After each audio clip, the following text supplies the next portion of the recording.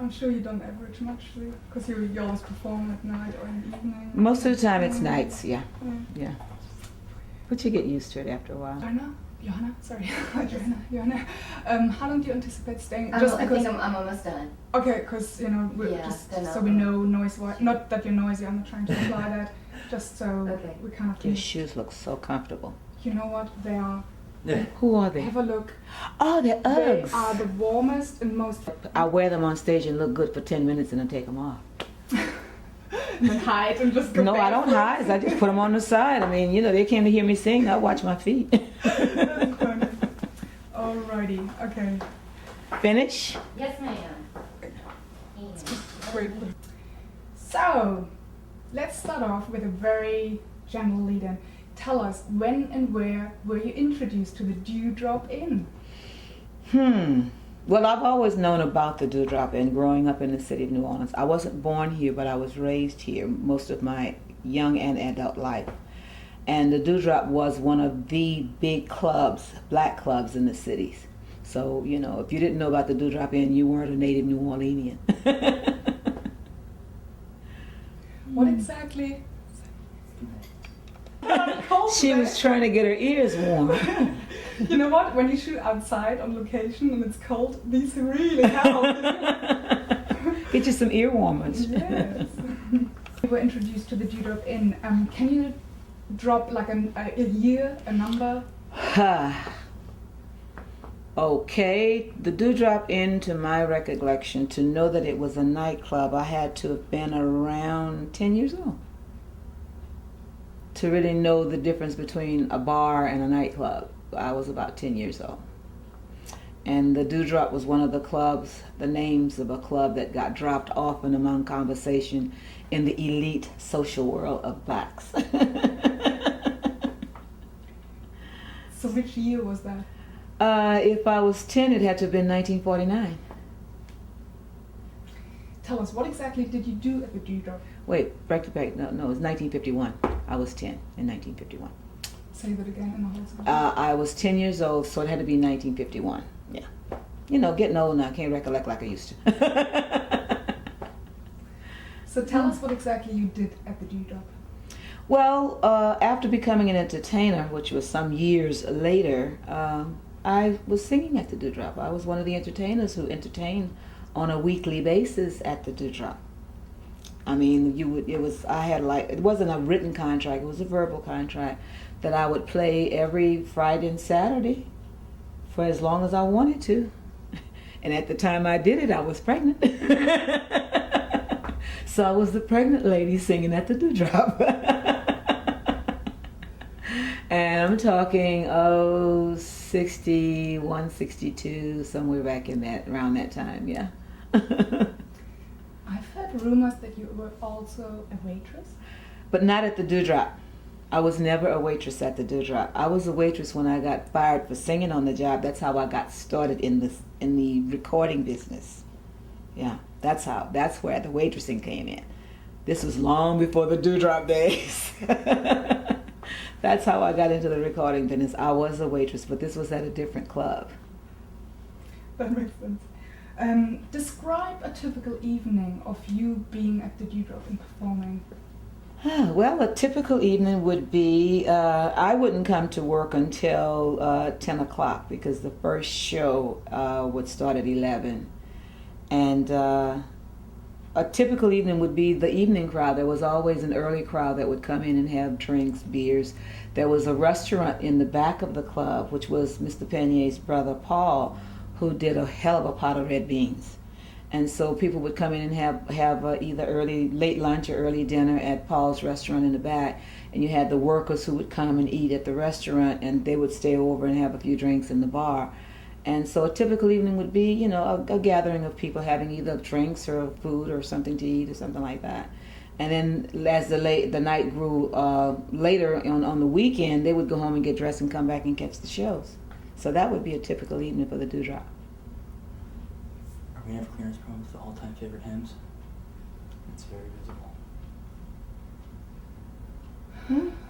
Well, Do you just want to stop?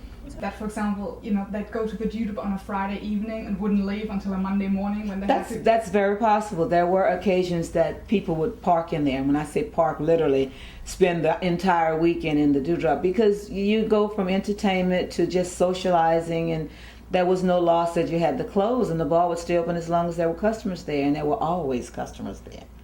And it had gotten to, it was so much fun that the customers would let the janitorial people just clean around them and keep going.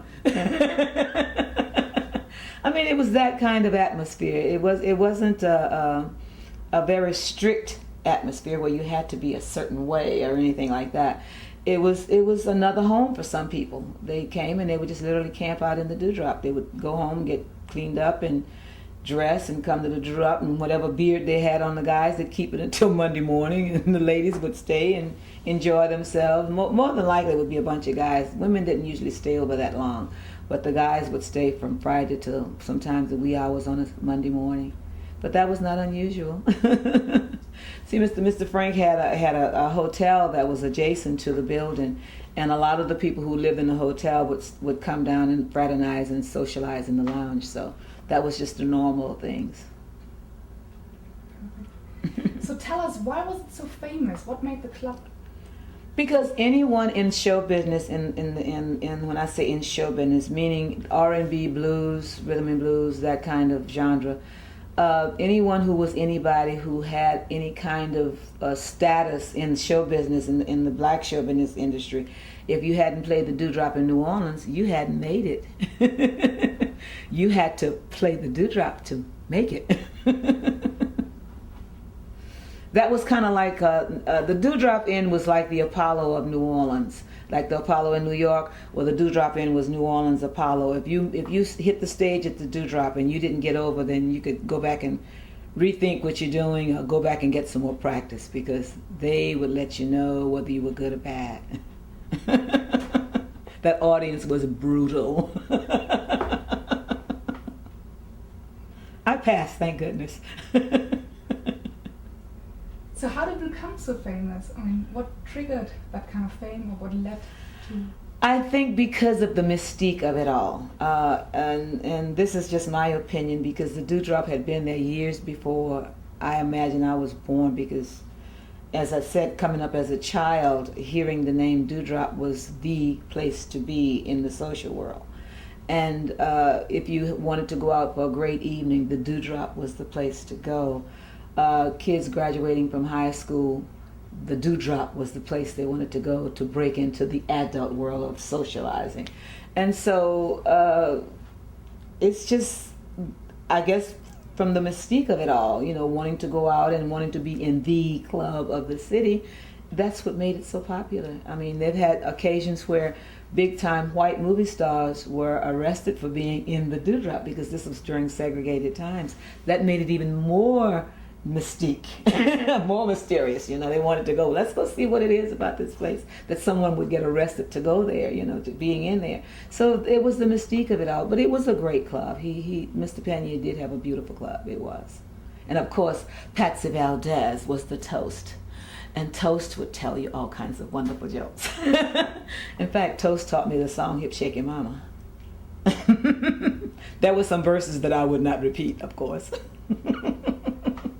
Tell us about Patsy. Patsy was a gentleman first, but he used to dress in drag, and so we never figured out if Patsy did cross the line or not. But Patsy was a gentleman to us ladies. But he would dress in drag. In fact, he would outdress most of us ladies. But he was the MC-host at the Dewdrop. He did all the MCing and for the shows and what have you. And aside from that, he gave these annual gay balls at the Dewdrop that brought a lot of the gay community and straight community there, because it was something special to be at. And he was kind of a mother rooster, I would say, that rather than a hen, to a lot of us younger entertainers. He taught us some things about the do's and don'ts of the stage world and that.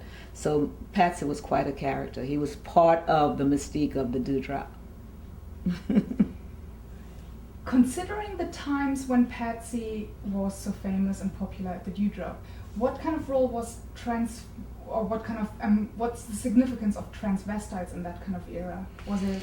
Well, We took them. I mean, we had no opinion pro or con about them because they were their own people. They more or less congregated together and they went their ways and we went our way. We had no bad feelings about them because, like I said, Patsy was like the mother rooster with me. I mean, he taught me some things about how to dress and the do's and don'ts of the stage world, and I never bothered him about his gender, whether he was or he wasn't. It didn't matter to me. He was a human being, and this is the way. In fact, even now in show business, we're not hung up on that gender thing, your sexual preference thing. That's your problem. What you do in your bedroom is your business. It's how you treat us as an individual from within, and that's how it was back then with Patsy. And I mean, there were others. There was some dancers who were transvestites who danced at the Dewdrop, and they had one that danced with this snake. I think his name was Fran or something like that. And you know, they went about their way when they weren't on stage, and we went about ours, and we didn't interfere with each other's private lives, and that's just the way it was. Great.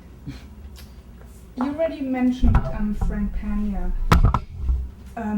Tell us about him. What kind of man was he, or what did he do also? Mr. Painia was a regal person. When I say regal, he had this stance and stature about him. He stood as if he was the master of all he surveyed, and he literally was.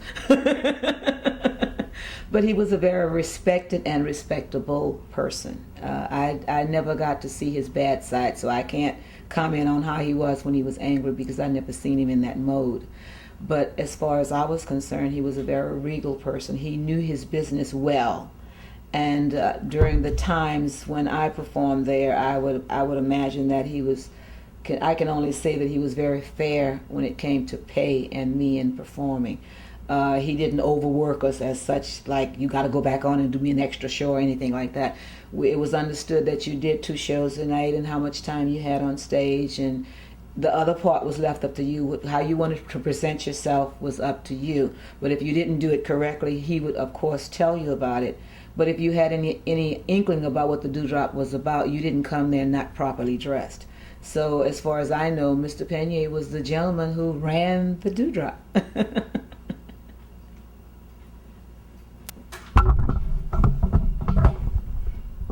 Yeah, I have walking feet. That's all right.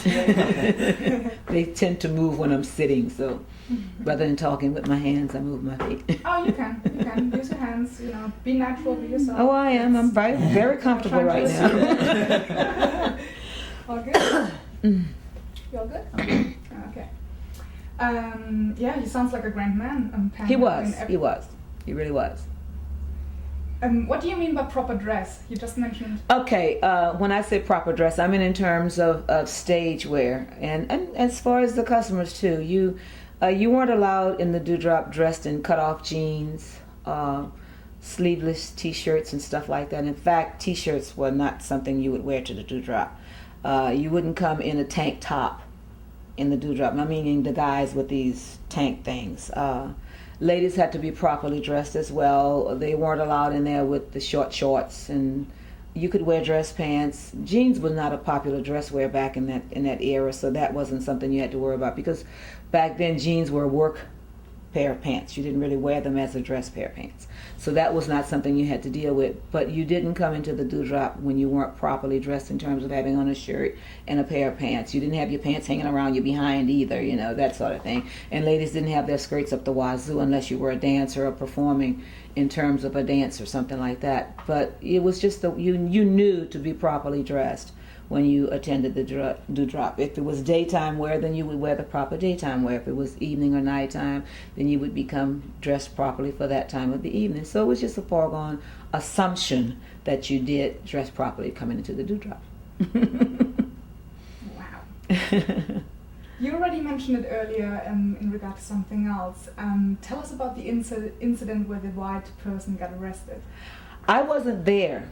Okay, this happened long before I was a part of the entertainment field, but it made the newspaper and the news. And it was a movie star, a famous movie star. I can't remember exactly who or she or he was, but it did make the daily paper. I was still a kid at the time when this happened.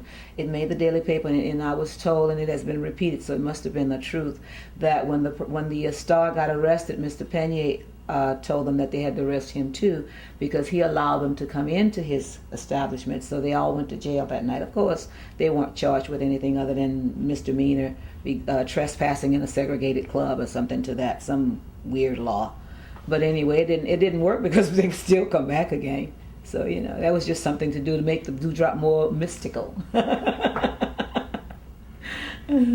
us about the whole segregation and what went on. Well, that was the norm for then. This was a segregated state, and this was a segregated city, and the laws were whites and blacks could not congregate together, and that was just the bottom line. Although musicians used to do it often, they would go into French Quarter and they would sit in with other musicians who were of the other color, white, and nothing was said. But when the whites come to the black neighborhoods and wanted to sit in with the black musicians, of course, the law stepped in and said, no, this is not allowed. But we got around it. I mean, it wasn't always enforced because, hey, let's face it, New Orleans is a musical city. How are you going to keep musicians apart? We find a way to get together, and we did. Eventually, that just became passé. Great. Just tell us a few people. Who did you play with at the Dewdrop then? Okay. Let me see if I can remember a lot of the musicians. Well, of course, Allen Toussaint he played a B3 organ back then, and he had a trio. I don't remember who the drummer was. I don't want to call a name, and it's not necessarily the right person. He had him, a drummer, and I think a bass player. I want to say Chuck Beatty, but I'm not sure if Chuck was the one. And then on occasions, there was another young man who's deceased now, James Gonzo Booker, used to also play at the Dewdrop. He was also played the B3 organ.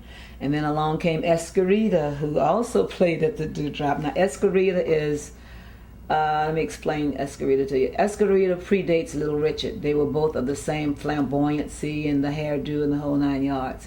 And he also was a featured person at the Dewdrop. And I worked, ironically, on stage with all of those people as the front, the lead singer. And I had Don't Mess With My Man out, and I had It's Raining, and those songs were popular then. And these were the songs that I performed with those people. And then along came a big band of guys with Deacon John and his Ivories. He had, I think, maybe an 8 or 9 piece band with about 5 or 6 horns, and that was not normal back then. So he played the Dewdrop. I didn't work with him because he was one of the shows that played the Dewdrop. And these were people that I worked with. But other stars who came through there was Joe Tex, B.B. King, Ray Charles, Etta James, Gatemouth Brown played there with Lloyd Lambert's band. Did I mention Joe Tex? I think I did. There was so many. Ted Taylor. There was a young man who became a big-time TV script writer named Scoey Mitchell, who was a comedian when he came through New Orleans. I think he stayed there for a month. He came to New Orleans and got down on his luck, and Mr. Painia gave him a job there. He must have done his comedy act there for about a month, maybe 2, when he was, I'm talking in the mid-60s, So there was so many. I mean, I could sit here and, if thinking hard enough, could go on and on and on with the stars who were big time, who has played the Dewdrop here in New Orleans. What kind of music was performed at the Dewdrop? Oh, whatever genre of music you did. If you did jazz, then you did your jazz music there. If you were R&B, you did your R&B. If you did blues, you did your blues. Rock and roll had not come into its own at that time. It was still called rhythm and blues or blues. Yeah. Can you name a few songs that stick to your mind as like the Dewdrop songs? Or? Oh, there wasn't no the Dewdrop songs. Whatever was popular at the time, the year, season, that was what was done. That's great. Earlier on, you also mentioned already the snake charmer. Just tell us a bit more about the entertainment. Oh, it wasn't a snake charmer. It was a snake dancer. This was a dancer who danced with a snake. They called them shake dancers then because they would, gyrate and do their thing with the snake. Oh, yeah. Fram, I think, was the person's name. And, of course, he didn't have to worry about anybody getting close to the stage when he had this huge snake on his neck. What kind of other performances or entertainment took place? Oh, I can't forget Mr. Google Eyes. I can't remember what was Google Eyes' real name. We call him Google Eyes. So he was another person who was also sort of a fixture at the Dewdrop, just like Patsy did the MCing. Google Eye used to do the MC. I cannot remember Google Eye's real name. That's terrible. But anyway, they know the name anyway. Google Eyes. He was also a singer and performer, an entertainer in his own right. But when he wasn't entertaining, he was also an MC at the Dewdrop, which was a part of the scenery at the Dewdrop as well. He's deceased as well. Why did you call him Google Eye? That was the monocle he put on himself. I can't remember what his name was, but Google Eye was the name that everybody called him. He did have rather large eyes, but it fit with his face. But that was the name he put on himself. I know we spoke about it a bit earlier already, but in terms of atmosphere of the Dewdrop Inn, if you related a bit more to the community, to the African American community, can you talk a bit more about that? In reference to how? In reference of, you said for example earlier that it was a home for a lot of black people because they lived there, they performed there, they ate there. Maybe the kind of closely knit, that it was really important at that time that people hung out that much together. Oh, well, there were friendships and bonding. There was a lot of bonding of friends that lived from the neighborhood or away from the neighborhood for that matter. Once again, like I said, there was a hotel attached to the Dewdrop. And there were people who rented rooms there by the week or by the year, or, who actually stayed. There were single people who actually lived in the Dewdrop Hotel. And of course, not venturing too far from home, they didn't have to because there was a restaurant downstairs, there was a bar downstairs, as opposed to a lounge or a front desk or anything like that. They would fraternize in the Dewdrop Inn lounge. And so a lot of friendships were grown there and a lot of bonding was done.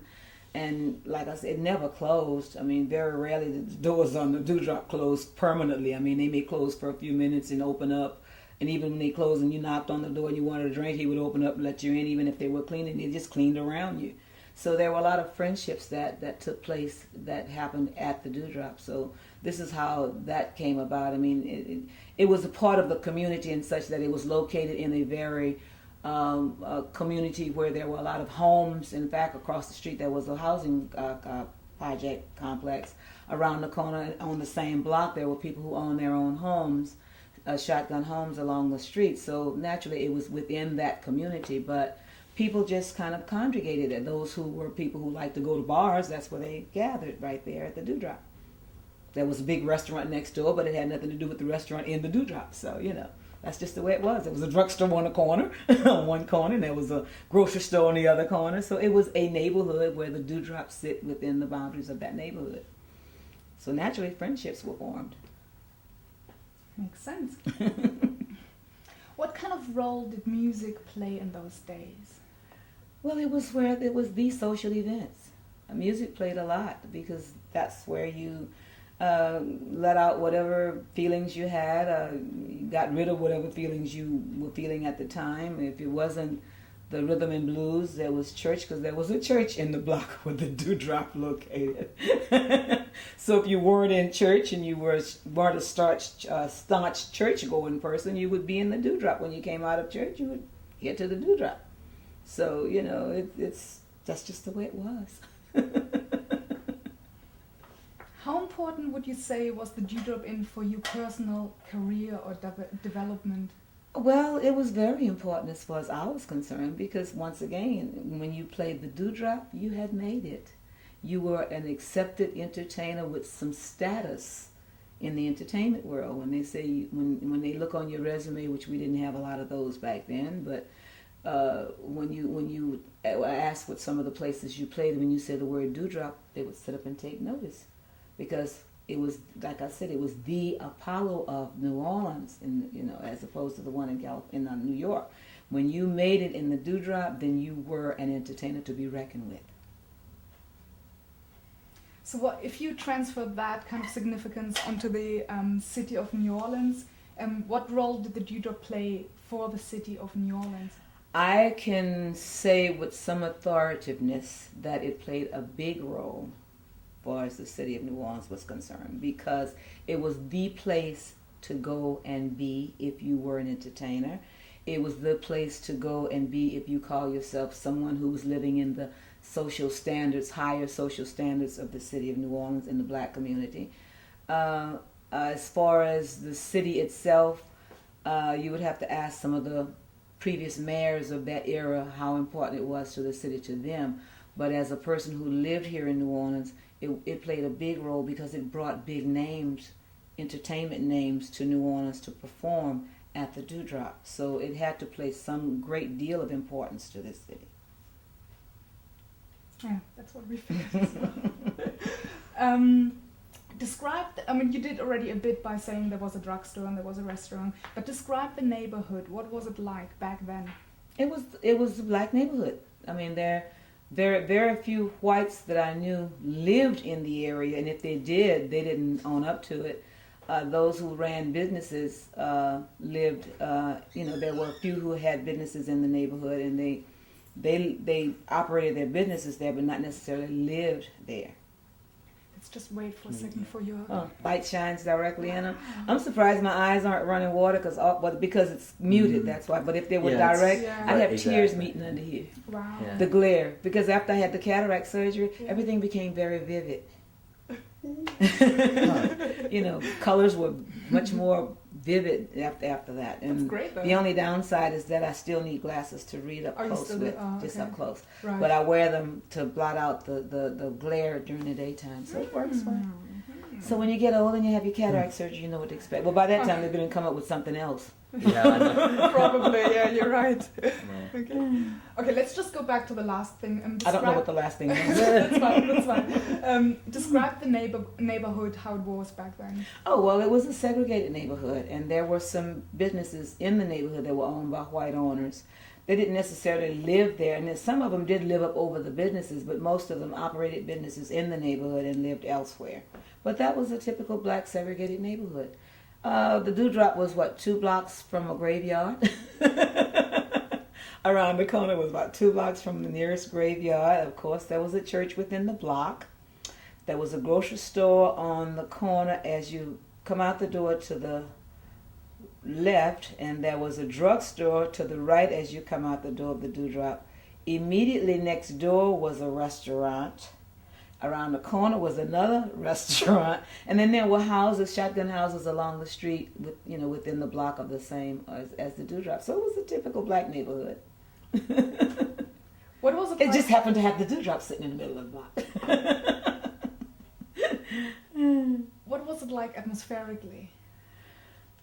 Well, a typical day. People going about doing their daily chores, going to and from work, and kids outside playing across the street, because like I said, there was a housing complex across the street from the Dewdrop that came up, I would say in the late 50s, early 60s. Prior to that, it was just houses across the street, and of course you had children played along the avenue there. Yeah, it's just very normal. There was a typical playground. About a block away there was Shakespeare Park. I think they've renamed it Avery Alexander, I believe, Park now. But it was Shakespeare's Park, which was a swimming pool and a playground for black children back then. Yeah, typical neighborhood for New Orleans. Do you know the neighborhood now? Do you know what it's like? It's changed a lot since those early days. The housing complex is still across the street. I'm not sure if anyone's still living in it because they're beginning to tear a lot of them down. The park is still there. It's been renamed. I'm not sure if the grocery store is still operating that was on the corner from it. The drugstore, I'm not sure if it's still operating. The church is still there, and some of the residents who lived in the houses along that street are still there. I haven't visited the area now in months, so it changes in leaps and bounds over the weeks. So, but the last time that I had gone in that area, it was different, totally different. The whole scene was just totally different.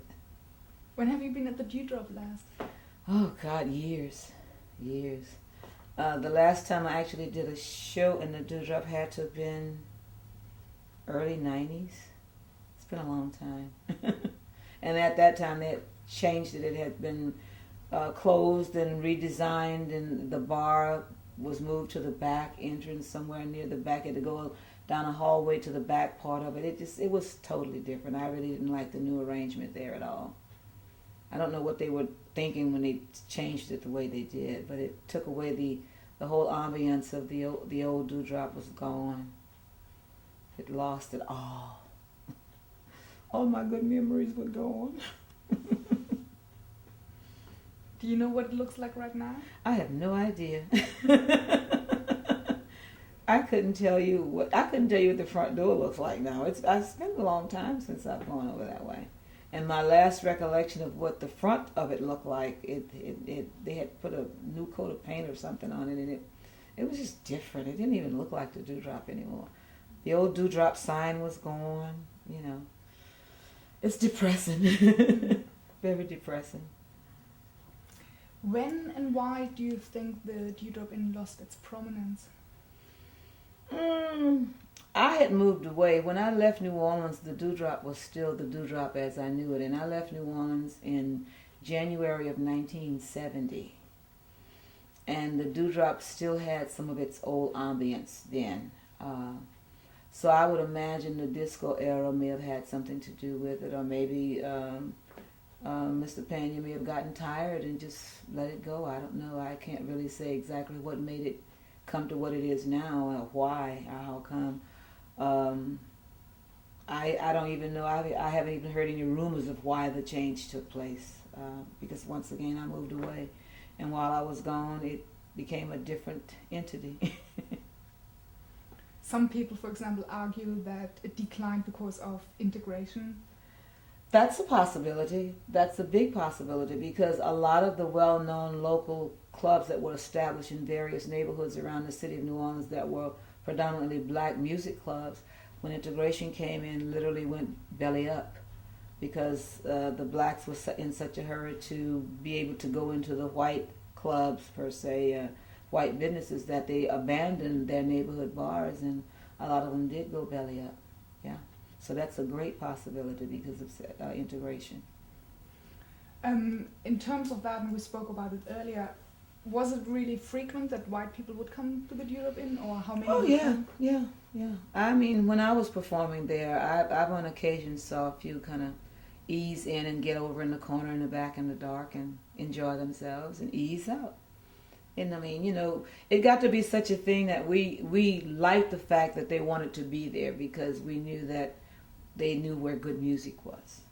And it was something that they didn't get down in the French Quarter, and they wanted to hear it.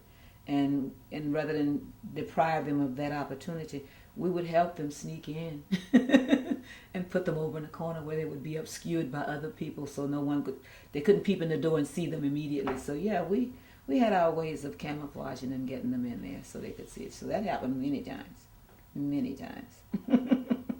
Tell us who they are. I'm not going to say that.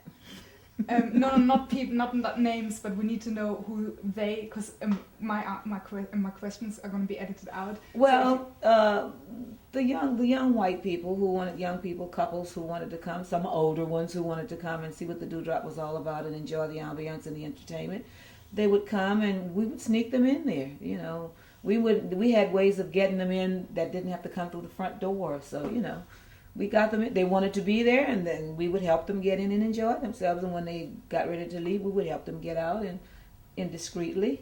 And you know, they had a good time. And of course, if they had a good time, they're going to tell somebody else. And word of mouth is the best advertisement.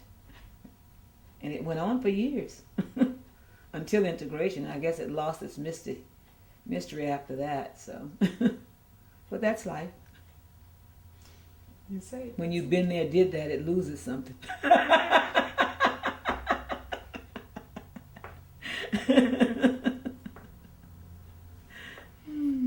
Frank Painia's grandson, Kenneth Jackson, owns the property still, and his plan is to reopen it in the long run. How do you feel about that?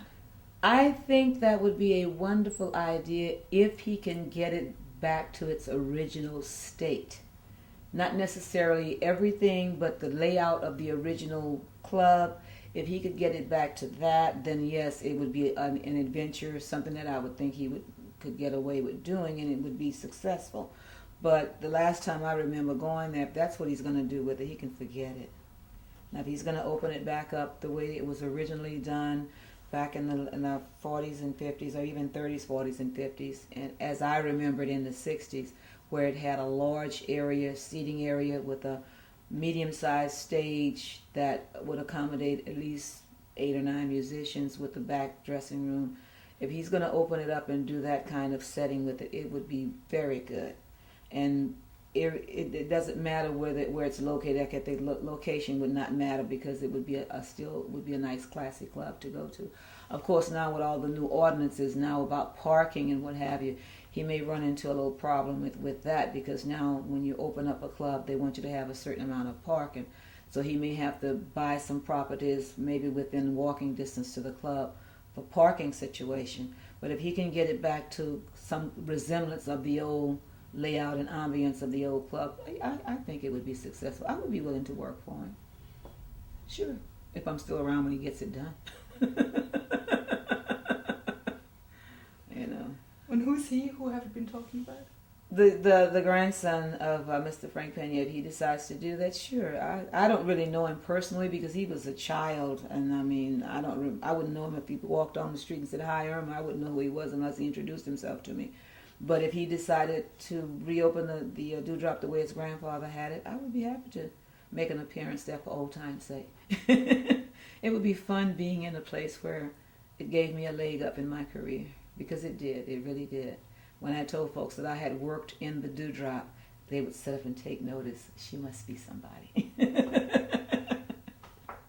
Not that you really needed that kind of validation if you had talent, but it did help. It helped a lot. Yes.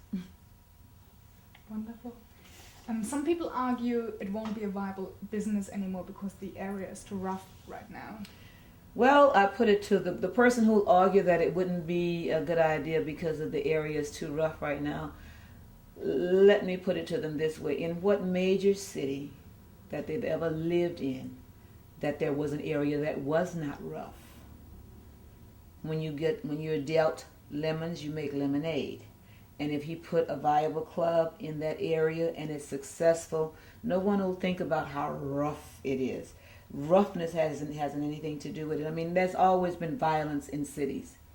From the time I was born, it may not be on a scale that it's on now. It may not be happening in the way that it's happening now, but it's always been there. Some form of violence. But if you open up a good club and you give the proper securities to that area, I don't see where it's located would make that much difference. Once again, I said he would have to have parking situation, because that would be the only thing that would probably stop him from having a club, because it's a neighborhood where there's homes all around him and there's apartments all around him, so he may have problems getting space for parking, and that might be the one thing that will stop him from having the club again. But I don't see where it would make that much difference. I mean, there isn't anywhere in the city that I would want to go that I would be so afraid that I wouldn't go there, that my life would be in danger. I mean, your life is in danger when you walk out your front door. You know, so I don't see that as a problem. If you look for a problem, yes, you will find one. But if you go into business looking for problems, then you shouldn't go into business. And I don't think he's going into the business looking for a problem. He's trying to revive a historical establishment, and I think it would work, because they're doing it to Dryad Street.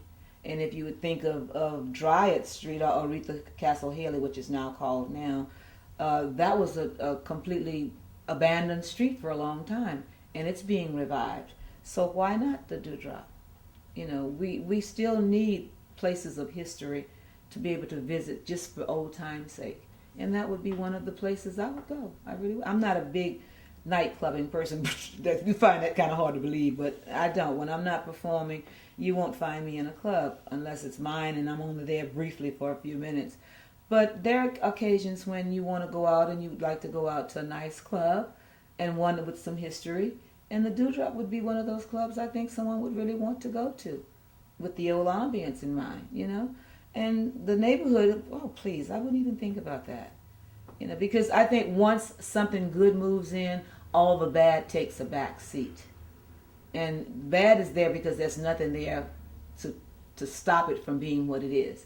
But if something good moves in and you have all these people coming there, I don't think that will make that, you know, that would change the neighborhood tremendously for the good, not the bad. Is there anything else you would like to share that I haven't asked? I don't know. About the Dewdrop, that springs to your mind. I mean, we spoke about a lot. Well, the Dewdrop spawned a lot of personalities, I would dare say. There was the guy who used to take pictures, and there was several guys who used to take pictures. In fact, there was a guy they called Nose, used to hang around, who used to fix the saxophones. He was a musician who used to fix saxophones for musicians, and I'm trying to think of the guy who Catman, Bob Caffrey, who was a musician who used to love taking pictures, and there was another gentleman that took a lot of pictures, and I can't think of his name. I can see him in my head and can't think of his name right now. But there were a lot of personalities that used to hang around the Dewdrop, and it was just a fun place to be, daytime or night. You know, if you just wanted to get away from the humdrum of being at home. And I wasn't a soap opera person, so I wasn't one parked in front of the television set watching soap operas. But we used to just go by and have a bite to eat at Paul's Restaurant in the Dewdrop and just hang and chat. Earl King used to spend time next door, but he'd spend time at the Dewdrop just sitting around chatting with the other entertainers who had nothing else to do with themselves that day. And out of that came a lot of personalities, which were fun people to be around. So it would be nice to have the Dewdrop back, just for that reason, just to be able to hang around with old friends. A lot of the old friends are dead now, and ironically, I think there's only maybe one or two of us still living who used to frequent the Dewdrop at that level, or even perform there. I think Deacon John of Deacon John and the Ivories and myself are probably the only, other than Allen Toussaint that I can think of, are probably the only two living ones left. And we're both in our 60s, so you know, it's just sad that there aren't any places like that now. Aside from the Dewdrop, they had a place I think was called the Caledonia Inn, and the Robin Hood was the place where they shoot pool and gathered there. Although I wasn't a Robin Hood person because I could not shoot pool no kind of way. I mean, I couldn't roll the ball in the pocket if I wanted to. But there were a lot of neighborhood clubs that had that gathering of people who just kind of sit around and talked about what was going on, or current events or past events or just whatever. It was kind of like the psychiatrist's couch away from home, you know. You could go there and vent when you wanted to vent. Somebody had an ear to loan you, you know. It was just a great place to spend time during the day or evening. A lot of great friendships were spawned at the Dewdrop, and it's sad that it's no longer there. And like you said, the integration may have had a big part to play in that, but as far as the entertainers were concerned, I don't think, you know, it may have killed the business in terms of non-entertainment, you know, patrons coming, but as far as entertainers were concerned, we would probably still be hanging in the Dewdrop if it was still there. And I don't drink, and that was the funny part about it. I would be there and I don't drink. So it was just a good place to hang among your buddies, you know.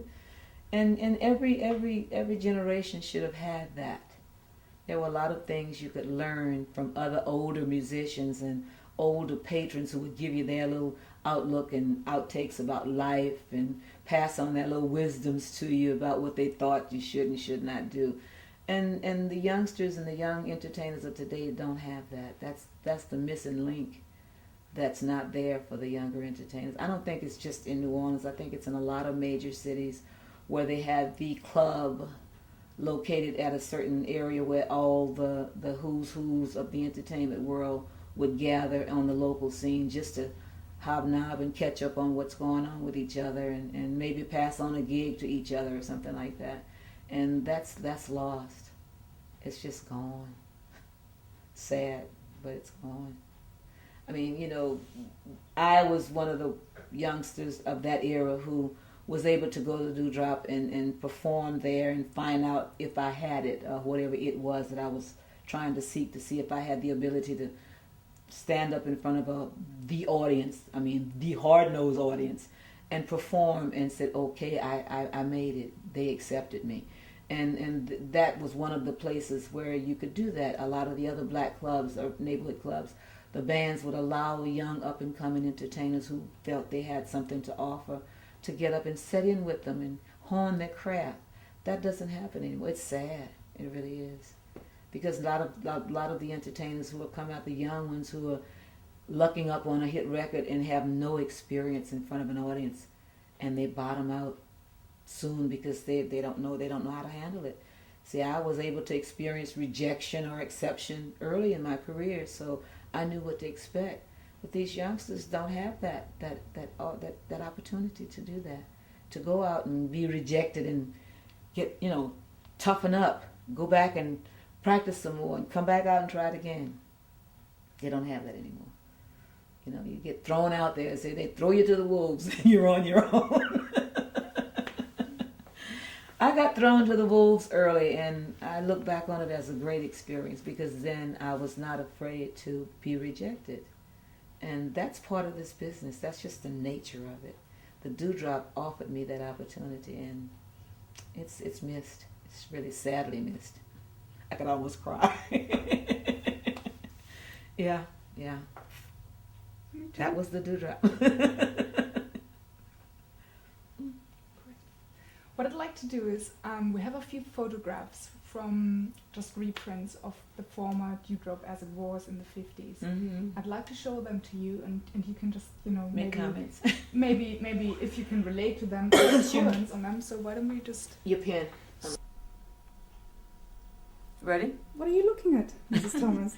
These are some old pictures. I think I recognize the policeman, but I don't remember his name. Just the one that's standing, not the one that's on the stool. The one that's on the stool looks familiar, but I don't remember his name. Sheesh, a young Red Tyler. I know the drummer. I can't think of what his name is right now, but I do know the drummer. And Red Tyler, he's gone. Most of these guys are gone. I don't recognize the entertainer that's on the floor there. This comedic group this has to be prior to my going there, but the building I'm looking at, the surroundings, hadn't changed a lot by the time I got there. This comedian is hilarious. I do recognize the piano player. It's not Allen and it's not Booker, but I do recognize him, and I do recognize the bass player here. I don't recognize the comedian, but boy, he looks hilarious. But that's the kind of stuff that happened at the Dewdrop. That was the Dewdrop. Yes, indeed. Yes, indeed.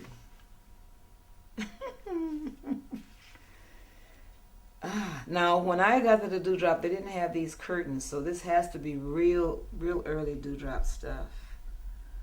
And it's definitely 50s, though. I wouldn't be surprised if I look up and see my dad in the audience somewhere. Yes, indeed. I can't see that. This dancer. This was what I was saying when every show had a featured shake dancer, and this is basically what she's doing, dancing, and that would be part of the entire show. Ooh. I don't recognize these two.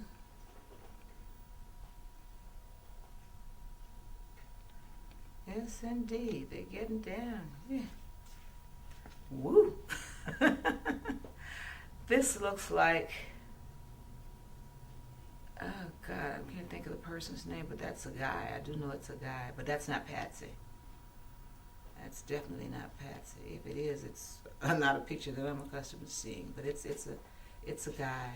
Show us the photo. Which one? Oh, sorry. This is a guy dressed in drag at the Dewdrop doing a skit of some kind, but there was a lot of that. Woo! Go, lady, go. This is another one of the dancers who... Just keep it there. I'm sorry.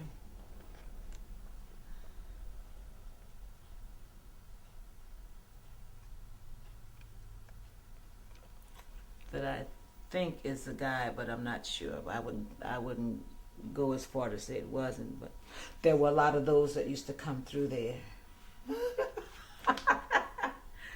Yes, indeed. Now this looks like Patsy. Might be that's kind of look like it might be Patsy. Why did you have to laugh? Because the wild cherry. See, we didn't say a lot of things. A lot of the stuff was like double entendres. We didn't come out with the vulgarity, but we would suggest, say something that was suggestive or do something that was suggestive. It wasn't as blatant as it is today. And this wild cherry was kind of a written double entendre. And yeah. Do you want to sit here and ask questions? Come around here. So she can talk to you. Now this is definitely, these are definitely drag queens. Yeah, they're in drag. A woman wouldn't have legs that hard. But this is definitely a group of guys dressed in drag. It may have been during one of their, they used to give Mardi Gras balls and shows during the Mardi Gras season, and this may have been one of the early ones, because this is long before I started singing at the Dewdrop, because I noticed the MC on here looks to be white, a very fair complexion Creole one, and that was not the norm for the Dewdrop. You have it? Is that ball? Is that the homosexual ball I have? Yeah, they used to have. Now this is the Dewdrop I know. This is the Dewdrop that I know. The front of it, the whole. This is the Dewdrop that was still that way when I started performing there. And as you can see, there's a house right next door. And then on the other side of this house was a restaurant. I think it was called Dorothy's Restaurant, if I'm not mistaken. And then on this side in this picture, it would be to the right as you came out of the front door. There was a church in that block. There was another house, and on the corner was a drugstore. But I do remember, this is the Dewdrop that I remember. Can I see that? Yeah. Can you see the image? Oh, I'm sorry. Reminiscing and forgot to show you. This is the Dewdrop that I remember. It hadn't changed when I started singing there. It hadn't changed. The front of it had not changed over the years until, I guess, the late 60s, early 70s. It took on another look. But this was the Dewdrop that I remember. What are the two buildings on the side? One is, this is a house. Someone lived here. And on this other end, that was a house too. Now, this is the hotel for the Dewdrop right next door. That was the hotel part. Right here where my thumb is, that was the entrance to the hotel part. And this was the other door of the Dewdrop. Both of these two doors entered into the Dewdrop itself. But over here was the entrance to the hotel. That was part of the Dewdrop's hotel. And next door, that other building was, I think, was someone else's home. There also was a barber shop in the block, and I think might have been belonged to Mr. Painia, because he was a barber by trade, if I remember correctly. He was a barber by trade and got into the lounge business, which worked very well for him. Do you remember him cutting hair? I never saw him cut hair, but it was told, and he even mentioned that he was a barber by trade, and he did have a barber shop. Now, whether or not he operated it within it himself, cut hair himself, he may have done it before I came on the scene. He may have been a barber by trade and actually cut hair. But then when he got into the business, the bar business, it took away from his time. But he still operated, I guess he operated his barber shop on a lease basis to other barbers, because it was still in operation when I came along. There was a barber shop there, and it may have been inside this little door right here. There's a door there with the window. The barber shop may have been in there, because that's basically where it was located when I can remember it being there. And but he was a barber by trade, a barber businessman. But those were good days, good times. And a lot of the houses in the neighborhood, like you see this shotgun here, it was a double. There's another door next door to that, and they call them shotgun doubles because they were straight through. And that's the way the houses were that were in that neighborhood. Now I would imagine across the street from this establishment, before the housing project was built, and I think that came along in the late 50s, early 60s, there were houses just like that across the street, doubles, shotgun doubles all along the street there. But yes, that's the Dewdrop I remember. Good old days. And I would imagine upstairs, this may have been his office, I don't know. I never knew what that room was, but it was there. It was a room up there. And it may have been another room overlooking the street from the hotel, because as you can see, this roof is way up. There were rooms in both of these. On this side, which you can't see, there was rooms, kind of a hallway that went down the middle. There were rooms on each side, and then this was also rooms upstairs in that building. Yeah. Do you you don't remember who lived in that shotgun? Oh, no, I have no idea. What kind of person would live in a double shotgun like that in that neighborhood? Anyone who could afford to pay the rent. Rent was, I remember when I was renting back in the early 60s, my rent was $12 a week, roughly $60 a month. And I had a living room, bedroom, kitchen, and a bath. And I paid $12 a week. So I could work at the Dewdrop 3 nights and pay my rent for the month. And that's basically what I did. Yeah. That's good. But rent was cheap then. But by standards of living, I think minimum wage, and they didn't have such whatever wages were, you made maybe $5 a day or something. That was the average pay for most black women who worked in white houses, cleaning houses. They would give them $5 a day in bus fare, which was 7 cents, would be 14 cents round trip. So we made $5.14 a day cleaning somebody's house. And sometimes some of those houses were ridiculously large. I went with my mom a couple of times and I said, I don't know how you do it. But she did it because something she had to do until she got her job with the Southern Bell Telephone Company, and she stopped cleaning houses. But that was the norm, you know. It was segregated times, and of course that was times when black people weren't counted as much by whites. We were a second-class citizen to them, and they paid us like second-class citizens, literally. Most of them treated us like non-citizens. And on occasions we run into some of that even now, ironically. But now I can answer them back and my head won't get cut off. I won't get strung up for it, you know. But back then they would degrade you and you couldn't respond. Not verbally. You could give them a dirty look, and it depended on who you were looking at, they might decide to string you up even then. It wasn't a good time for black people in terms of being able to be human, but overall it's come a long ways. A long ways. There's a long way to go, but it's come a long ways. Yeah. Was the Dewdrop sort of a safe haven from that? Yeah. A lot of black businesses became a safe haven from the perils of segregation, because that was places where we could enjoy ourselves and be who we were, black people, human black people, having a good time, entertaining each other, and going on with our lives as they were at that time. And so, yes, they were. For the life of me, when integration came in, I never understood why they migrated the way they did away from the black businesses, because what integration was about was equal opportunity in education and jobs. It had nothing to do with the social status, because as far as I was concerned, or as far as most black people were concerned, we weren't in a hurry to marry into the white race. That was not where our heads were. And I think the whites were upset thinking that's what we wanted. That's not what we wanted. We wanted equal pay for equal work.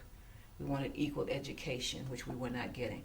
Some of the schools I attended, the books that I was reading were so old, some of the pages were missing. There were not complete stories. Dick and Jane didn't have a complete story in some of the books that I learned to read from. And it went on like that for years and years.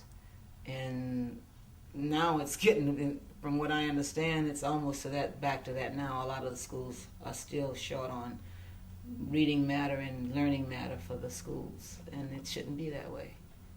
You know, we're paying taxes and we're putting in this and paying that, and the schools are still being shortchanged. The teachers are being shortchanged. And it was even worse back in segregated times. We got the leftovers and the discards to teach our children and give them an education.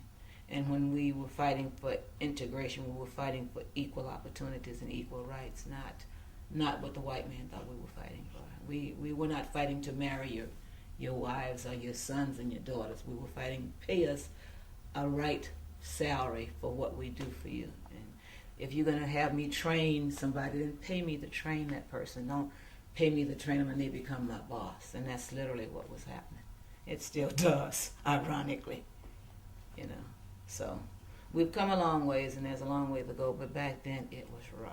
You had to be very careful how you addressed a white person. You know, it was you could be a great grandmother with 60 kids and they would call you girl. Whatever what was in their mind, it would not be a respectful name in many cases, but yet and still they wanted you to put a handle on their names and call them Mr. So and so and say yes sir and no ma'am and that sort of thing, and it was very degrading, you know. But you knew what the situation was. You grew up in that time, and you lived by the rules. You didn't have to like it, but you lived by the rules, and that's just the way it was. You mentioned a possible. I need to change tapes. Okay.